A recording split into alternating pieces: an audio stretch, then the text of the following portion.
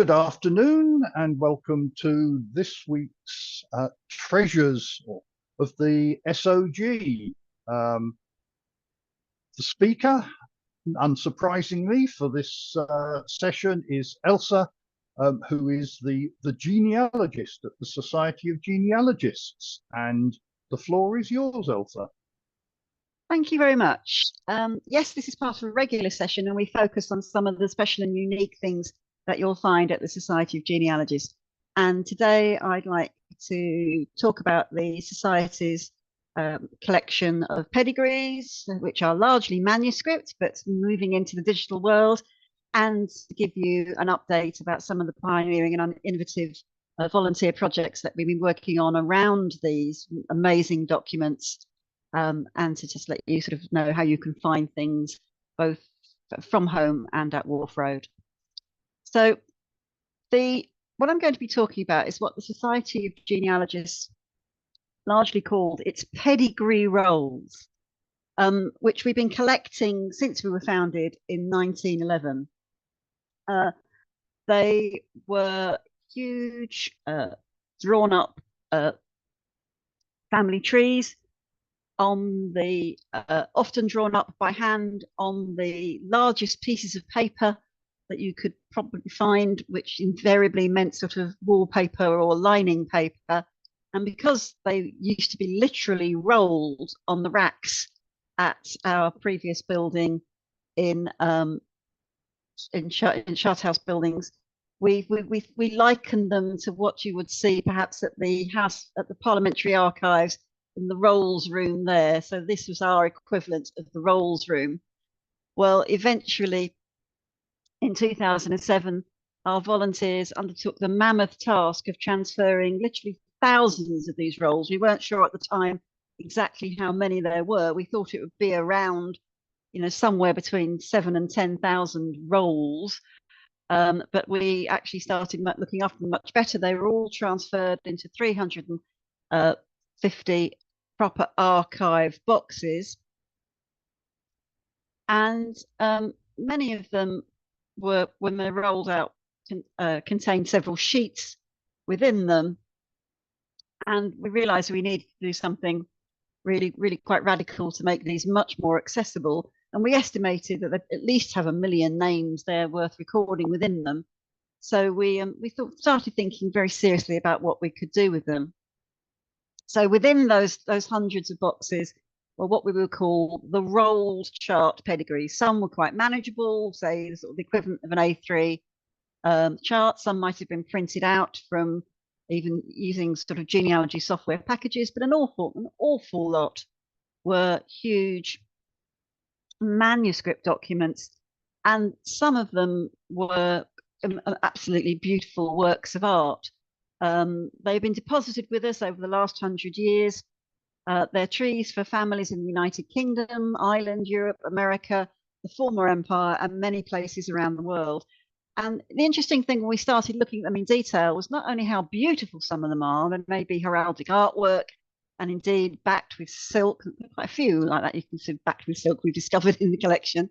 But some were actually physically created well before we were founded in 1911, compiled as early as the 16th, 17th and 18th centuries, and they often contain information in family tree form on families going back a long way, an awful lot claiming descent into the medieval period, and but often containing genealogical information well before the 18th century, which can often predate the kind of public trees you might find online on other websites. And we felt that they had an interest not only with their contents, whether or not they were accurate, but also with some of their arts and beauty as well. So, for example, the pink silk back pedigree on the left box, lined with marble papers, was created by the genealogist of the Order of the Bath in 1798 for Alexander Aubert of Highbury House in the county of Middlesex, a lieutenant colonel of the Loyal Islington Volunteers, presumably after Aubert received his knighthood. And I'll be coming back to this pedigree with some other examples as the talk goes on. The pedigree of the family of Ade on the right is for a Sussex family spanning 11 generations, starting with William Ade, born around 1470. It was drawn up in 1839 by a 14-year-old boy from the original compiled by his father. The father, Charles, was born in 1790, so this pedigree is probably based on quite a lot of first-hand knowledge, in the middle years particularly, and it was beautifully drawn and illustrated, including drawings of 2 houses and a church relevant to the family's history.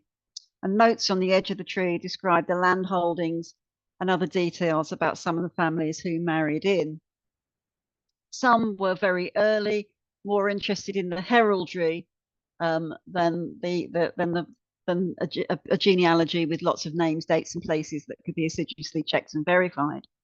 Some of the formats and layouts are by no means what you'd normally expect from a drop line tree and need a lot of interpretation and not easy to read at all. And like any family tree that you might find published in books or online, not all our trees are as accurate or substantiated by sources as you might wish. And while this pedigree of the Scattergood family is beautifully illustrated with arms, etc., I'd be a bit worried about trying to establish any documentary descent for this East India merchant John Scattergood's down here, claim to descent from Adam at the top left hand there. Some of them are fanciful. Yes, you might say, why does the society have things which are notably inaccurate? But I think also that reflects the interest, and just to say, some of the beauty and some of the illustrations in them are quite remarkable as well. So the range of quality is no better or worse than you might find online, I hasten to add. And while many were drawn up on the largest pieces of paper that come to hand, and as I said, that often tends to be wallpaper or lining paper, any genealogist knows to check the back of a document. And at least one of our family trees was drawn up on an original deed, in this case, a deed of separation, dealing with a divorce in 1874. And I had a very good time on Ancestry, looking at the divorce papers from the wife's petition claiming wife beating and cruelty. Actually, her petition was dismissed, providing the husband agreed to pay the costs, which are the costs which are outlined on this deed. So again, you can get distracted by all sorts of things in the Society of Genealogists collection. The pedigree itself, I think, probably just is just sort of working out who's who within this deed. And as I said, some of the formats and layouts are by no means what you'd expect. And this large tree of Burnet Lays with collateral branches spans some 20 generations from 1485 to 1893. It's in the form of a large oak tree blowing in the wind, bearing the weight of 763 named individuals.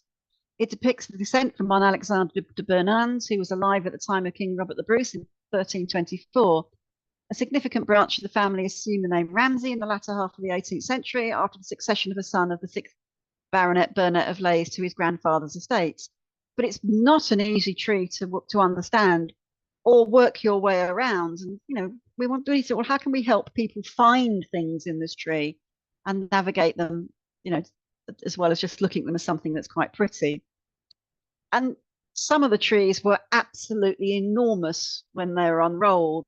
They're often donations from family and may well be a family copy of an official pedigree registered with the College of Arms, such as this 14-foot Eyre family pedigree, which was made in 1813 and shows family descent back to the reign of Henry III.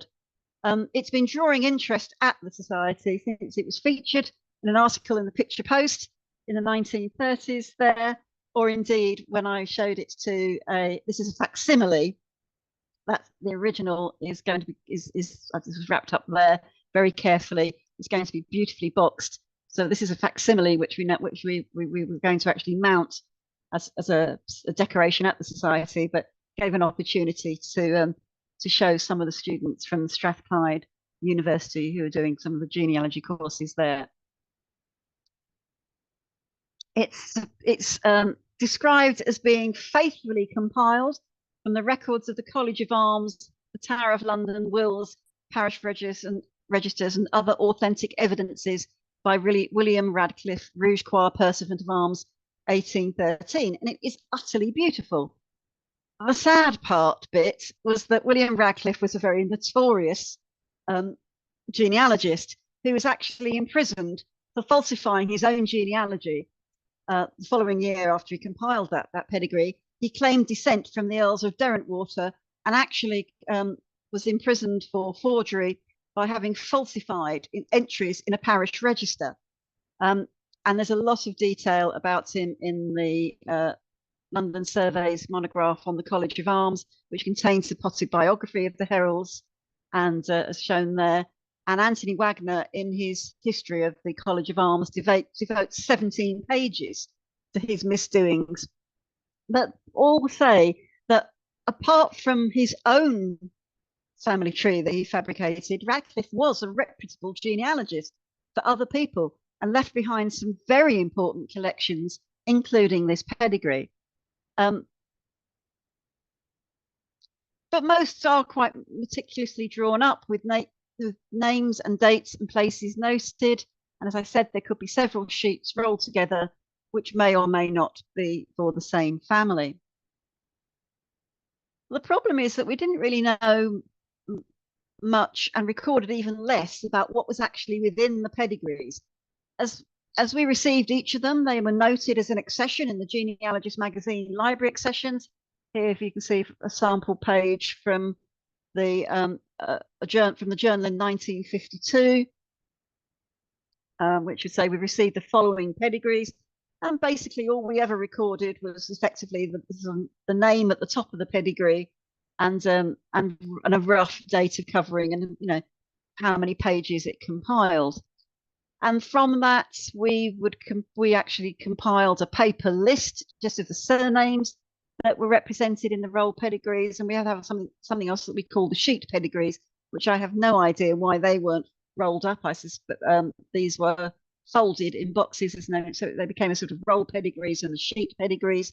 No great distinction between the two as far as I could see. And then they may be again noted in the old card index at the library to say that you know, we had a pedigree of Apsey of Corfmullen in County Dorset, a roll pedigree held in Store A. These lists are pretty much out of date. They don't really fit with an online listing and cataloguing. And so we decided we really need to know if we could, you know, do more with these pedigrees to find out more about them. And as part of that project that we started just before lockdown in 2020 was to start scanning them. And that helped us to create a spreadsheet inventory. And we now know that we have about 9,000 of the rolls, with about 20,000 sheets. And I'll show you how to find this inventory from home in a minute.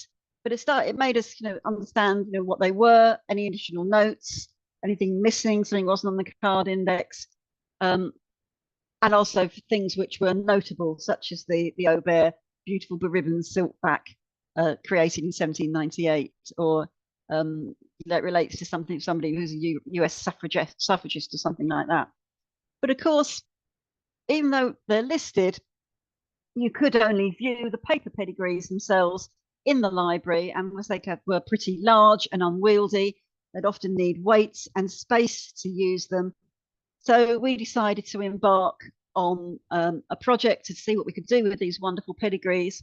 And we started an SoG member volunteer project, bringing their considerable technical expertise to direct this, to start to scan, index, abstract them, make the images viewable, hopefully online, and provide you with ways of being able to navigate and explore your way around the huge images that were created, and be able to search across the pedigrees to see what we have. So that's been the aims of the project. We want to have digital images of the pedigree, so they've been scanned and scanned in colour, which meant we needed the kit to do that. And this was our first sheet scanner. In fact, we got through 2 in the project. And of course, we started this just before lockdown. And then as lockdown came, we basically shipped the scanner to Alan's home and we were sending sort of deliveries of the boxes, keeping a big inventory of what was going in and out. And basically Alan set forth with the project to scan them all. Then, of course, they need to be suitably listed and indexed and abstracted. And we know that the best way to capture genealogical information and to share it uses software that works with the agreed standards to create what are known as GEDCOMs, which transfer genealogical data. So then Alan attracted and enrolled teams of volunteers to work at home, literally going through the scanned pedigree, using genealogy software on their computers to note and abstract from the trees the basic genealogical information such as names, dates, and places. And expert supports of that data can be used to index the names recorded and make them searchable. And because the pedigrees themselves are beautiful with information and comments that you want that need to be looked at, of course you'd want to view them from home, as well as use any pedigrees generated by the GEDCOMs, which means you'd need a viewer or something that helps you navigate to explore your way around those enormous trees. But we certainly knew that this was the way we wanted to go forward, and the project was distinctly helped by the fact we were very lucky to receive funding from the Arts Fund to invest in a pilot of the digital project. The Art Fund being a national charity for arts, supporting museums, galleries, etc., to develop and access expertise in digital capacity. We received a staggering £50,000 to fund the project, reimagining the work and how it could engage with people, and it really set us on the way to realizing what we wanted to do with the project.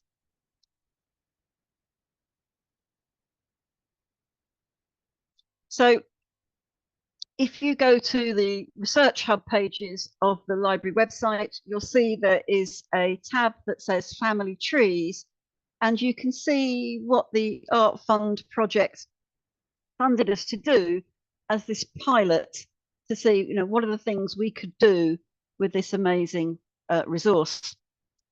So this created a pilot where we could scan, index, and upload on to this application called Tree Search, which is a means of exploring the way round the trees. We started, and there is still only online, a small selection of historical family trees out of the 20,000 images covering all the roles that we wanted to deal with. We chose 20 to start off with as the pilot, and gradually extended the pilot to cover over 40 examples of the interesting and perhaps what you might call quirky trees, to launch Tree Search, starting with the Aubert, Ade, and Burnett pedigrees that I mentioned earlier. And we'll show you a couple of Tree Search shots to see how the application can work. So when you actually click on the tile, one of these little tiles here within Tree Search, you get some extra information. It gives you the years of the pedigrees, the number of names, and the counties where the vital events took place. And then you can click on more information, and you get a small pop-up description of the tree, and that leads you to the elements of the project online within Tree Search. Let's make that a bit bigger. So the elements within Tree Search are, of course, the image of the tree itself, all scanned. On the left is a searchable index of all the names that appear in each generation, and below that is the GEDCOM abstract of the tree, all created by the volunteers who have extracted the information from the tree. And so you can move between the elements of this tree. Now I have a little video to speak over that shows how these elements are working, and I hope I get that right. So let's get my video going. So as you come to the family trees section of the website, gives you an opportunity to view them all, and you can see the little tiles for the pilot that we've chosen to demonstrate the collection. These are the first to be scanned, indexed, and uploaded. And let's take a little closer look at the genealogical tree as we're working down. We're coming to the genealogical tree of the family of Burnett and Leys.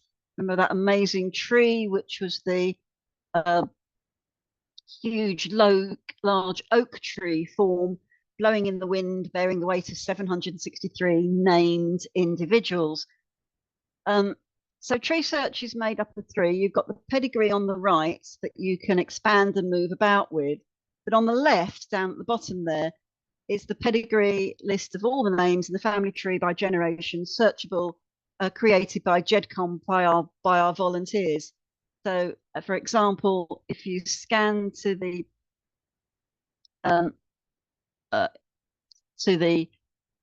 place in the GEDCOM where you want, it's moving down the list as you see. And if you actually scan onto, click on the name, it'll route you to where that person is in the tree. And so we clicked on George, and that's taken you to where George is rooted on the family tree. And you can also go backwards. So if you click on something within the image itself, here, for example, looking at George's sister John and sister Mary and his brother John, information about them come up in the GEDCOM viewer. So Tree Search Viewer allows you to navigate within the huge original family trees and from tree to tree within the indexed GEDCOMs.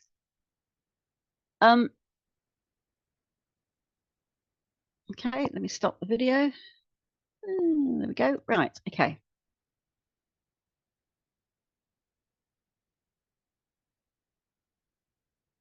So that was the pilot that we launched sort of pretty much at the end of 2022 and giving us some investment to see what we could do with all the other remaining roll pedigrees and also all the other family trees that we hold in all other parts of the Society's collection, particularly those found within the document collection of miscellaneous manuscript research notes arranged by surname, and the special collections, which are often the research of one genealogist looking at particular families with a common theme, and maybe families who interrelate with each other or who come from a particular place or share a theme, whether it's religion or occupation or something like that.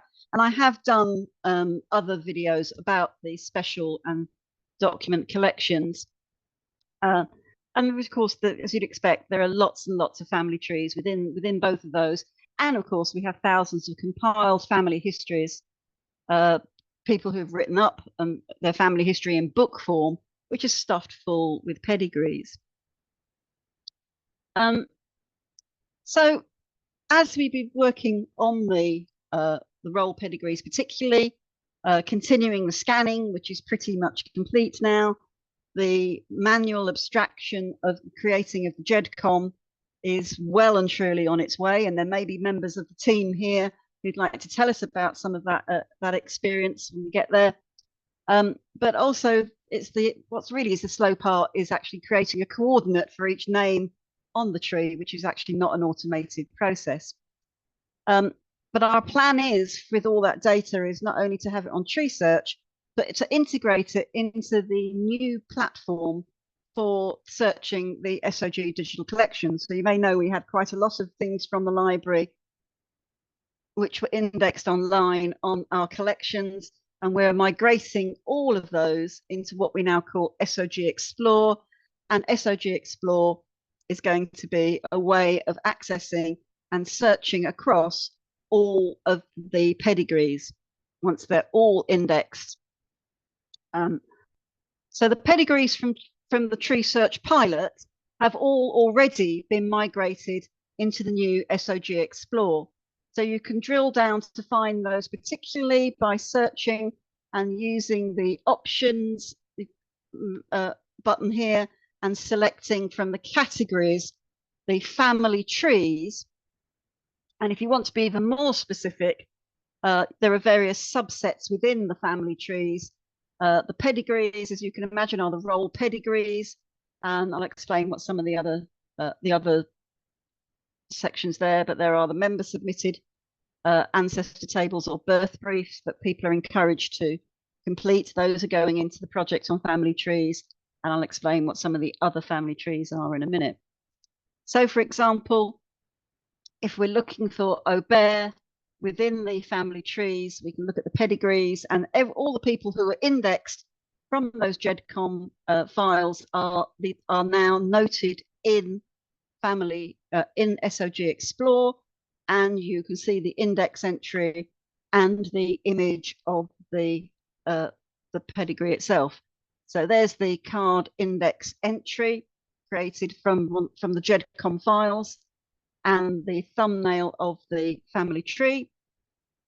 And that's something where you can, the image viewer on SoG Explorer is sort of our first stage. We've got things that we want to improve on the image viewer, particularly for moving from one image to another. If the pedigree, for example, does contain many sheets, and that sort of forward and backward bit has got to be developed into the image viewer. But you can certainly blow them up. It doesn't have the tree search navigational capacity in this image viewer at the moment that you can see in tree search. So finding Claude Aubert and his wife Mary at the bottom of the tree, down here rather, you'd have to look through, but he's indexed in there. And but work is underway to make the pilot trees freely available within Explore, as they are on tree search. The rest of the trees, when they're added, will be available to members only. But you will be able. What we're working on is to allow you to move from tree search to click on from SoG Explore to go back to tree search, to be able to have all that navigational detail view that I showed you in the pilot. So that's what we're working on at the moment. Even this pedigree has a very complicated layout, because the children of Claude and Dorothea, these are all the siblings. Oh, hang on, that's just one generation. It's right down to Alexander Aubert there. So then none of the trees are really easy to navigate when they try to be in one long portrait mode or whatever. And so this navigation is going to be quite important. But that's something we're working on. And we now know that it will work with Explore, working with the pilot tree search. And that was the second stage of the pilot, to make sure that works. And because they're progressing so well, you'll see more and more trees being imported into Explore. And then when we do get to show the working link back to tree search, we'll be very excited about how that's working. Now, some of the other family trees in SoG Explore were taken from two major collections that the Society have, known as Boyd's Inhabitants of London and Boyd's Family Units. So again, I've been searching for Aubert, and indeed there was work information on these. The Boyd's Inhabitants of London are actually sort of narrative family group sheets compiled by Percival Boyd of 60,000 family groups of notes on London families, which are effectively narrative family histories. You'll get the man, his wife, and children all mentioned in there. And again, these have all been indexed to lead you to effectively a narrative family tree. And the similar family group sheets for families outside London were called Boyd's Family Units. And again, there's information on early Auberts there. And you can click on the index page and the image of the page from Boyd's Family Units. And again, there is a sort of narrative family group sheet, the man, his wife, and children. The source of this, it says, was a pedigree at the Society of Genealogists, but not the Aubert pedigree that I've just shown you, interestingly, because Nicholas doesn't appear on that big sheet that I told you. So it'd be interesting to have, are there more that we don't know about? What's it referring to? Anyway, I thought that was quite interesting. So how can you find the pedigrees which are not yet online, and also find those pedigrees which are in the manuscript special collections and document collections from home?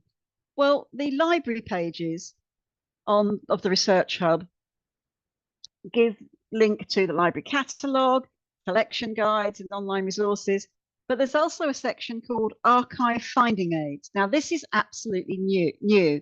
And this gives you a scanned PDF copy of the old archive paper lists and the card indexes which we used to use to identify the names in the roll pedigrees and what was in the special collections and document collections.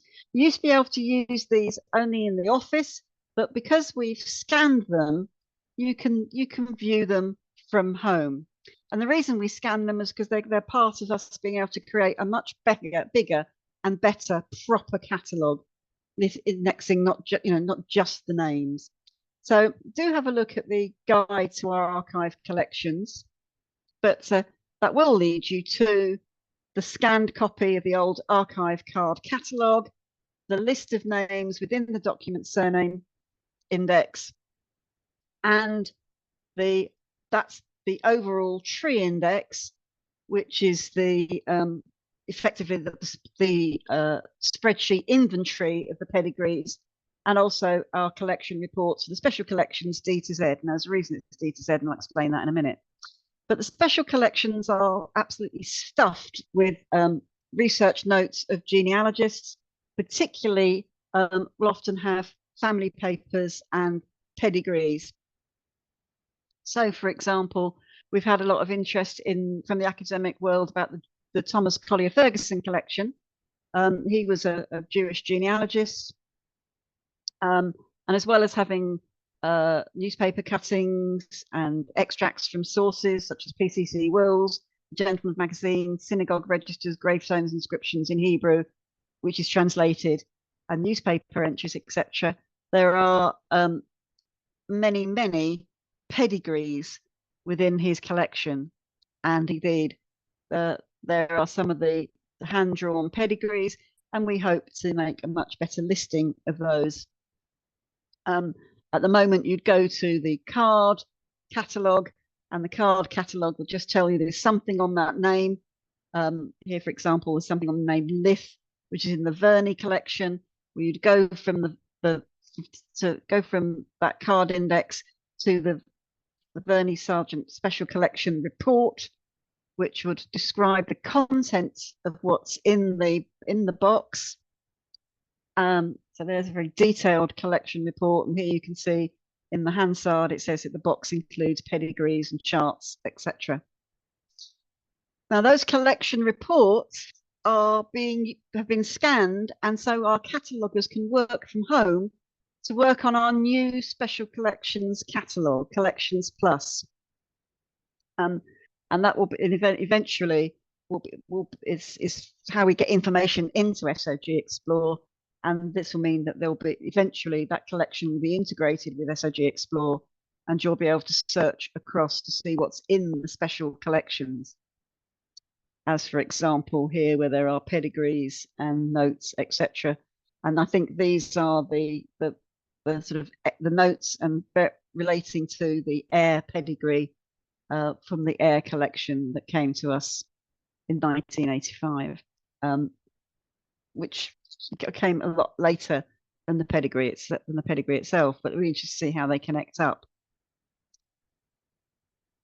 Of course, the compiled family histories have a huge amount of pedigrees within them, and every family history that is that comes into the society that can be bound and placed on the family history shelves, where there were about 9,000 of those monograph family histories, and another 5,000 or so off-print tracts or pamphlets, or indeed just sort of print out reports from people using genealogy software, etc.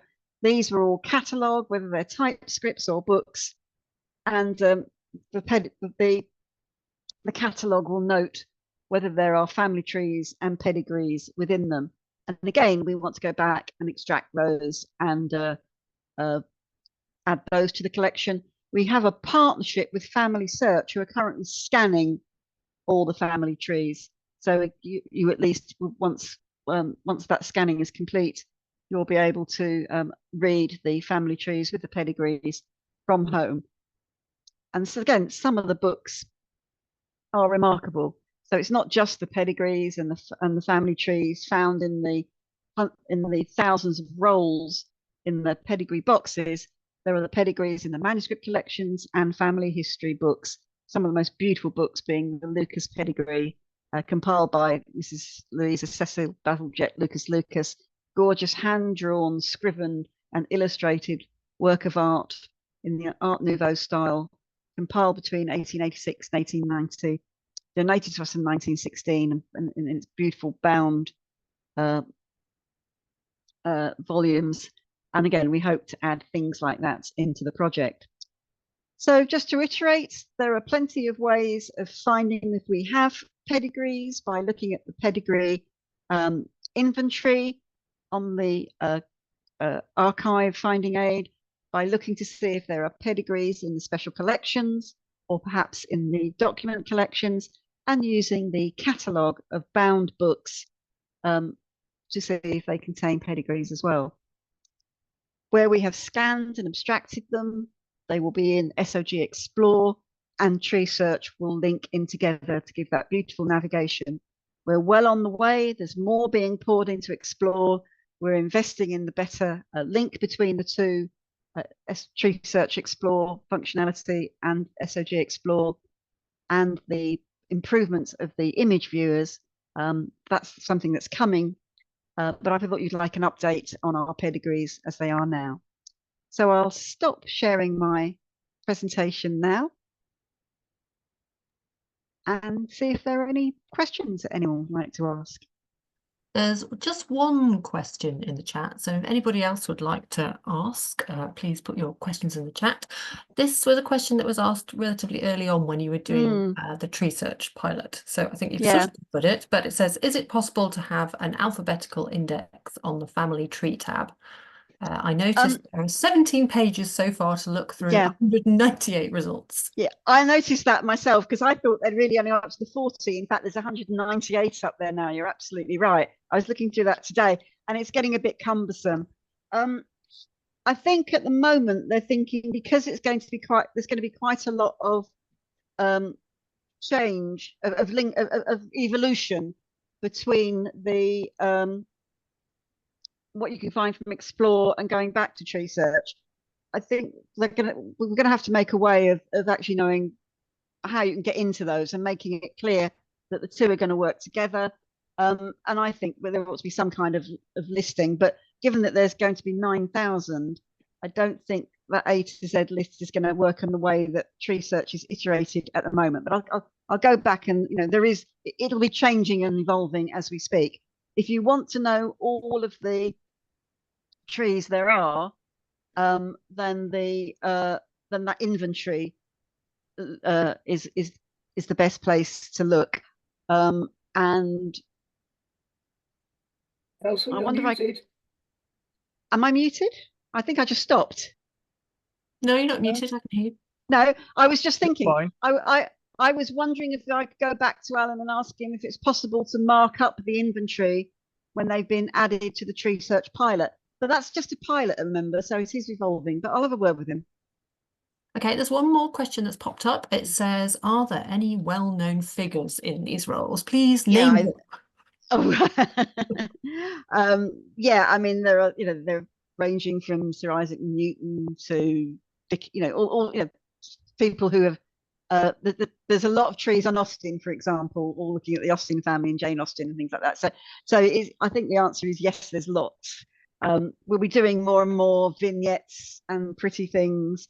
I suppose a lot of the trees reflect that strata of society who aren't the uber famous, but they are those who are sort of gentry, maybe. They can afford to get a coat of arms. They be encouraged by the heralds to have a beautiful tree drawn up. So there's a lot of that, particularly that late 17th, 18th century, the idea that if you're a gentleman, you should have a coat of arms and all drawn up nicely with a family tree attached. And then there are just those who have done, as well as the famous, the influential, there are those that have just, I've compiled my family tree, perfectly ordinary, respectable lifeblood of society. So the whole strata of society, and just not English families as well, are represented in that collection. Fantastic. That's all the questions that we've got. Thank you. Okay. Right, I will stop the recording then, and let me click